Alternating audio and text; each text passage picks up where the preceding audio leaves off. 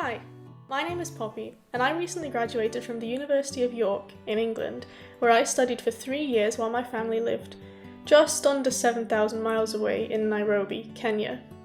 Needless to say, I was a little further away from home than the average student at my uni, not to mention the journey home could take up to 3 days. But since then, I've had some time to reflect on my university experience, in particular the ways in which I adjusted to life on 2 continents simultaneously. I can't deny it wasn't easy at first, but it doesn't have to be that way for everyone. And that's why I wanted to make this video. I hope that through my experiences and mistakes, your transition can be made a little bit easier. Now before I begin, I would just like to note that some of these examples might be more specific to travel between Kenya and the UK, but I hope I generalise enough to make them useful for everyone. And without further ado, here are 10 tips for studying at university on another continent. Firstly, you're going to want to get a local phone number and bank account as soon as you reach your destination. Roaming fees and international rates are no fun for anyone, so the sooner you get this done, the better. And do a little research if you have to. I found that what worked best for me was to have 2 pay-as-you-go SIM cards, one in my home country and one in my country of study, so that way I was only charged when I was actually in those respective countries. But of course, only you know what works best for you. As we're on the topic of investments, you should definitely buy a reliable power bank. I had a slightly sketchy one that only really slowed down the death of my phone rather than actually charging it, but it still helped me on those long journeys home. Your phone is a vital tool when travelling, especially solo, and the last thing you want is for it to die on you, trust me. Speaking of flights, regular cross-continental trips aren't exactly cheap, so know your calendar and book them as soon as possible so you can hopefully get them as affordably as possible. Okay. Call me a hoarder all you like, but I strongly recommend you save all the freebies you come across while travelling. I can't tell you how many times I've needed those travel socks, eye masks, and even toothpaste, especially when I've had guests over that forgot things like that.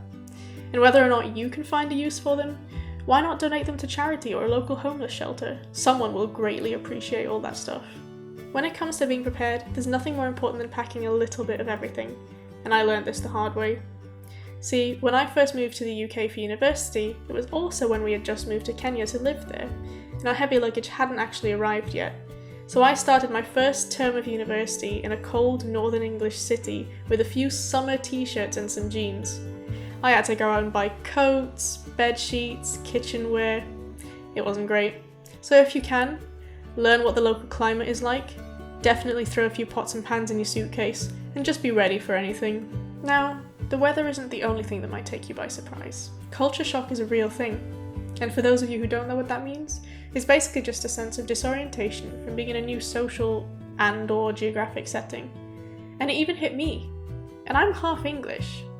I had to quietly observe a lot of behaviours before I felt comfortable sort of mixing in with the locals, even though technically I was sort of a local already. You should also acquaint yourself with the local currency. It took me an embarrassingly long time to learn what all the English coins looked like, especially considering I had seen them a few times before, and I often found myself inconveniencing other people with how slowly I paid for stuff. So yeah, I probably would have looked them up before moving to England had I actually realised how slow I would be at that. It's also super important you work out the best way to get a visa, if you need one of course. I actually counted as a visitor in Kenya because I'd never been there long enough to count as a resident, so I had to pay every time I wanted to go home, in addition to all the flight costs of course. And I, for some reason, always stuck to the paper system at the airport, rather than applying online beforehand, which actually turned out to be much faster. So you have to look into all the possibilities and find your most efficient system.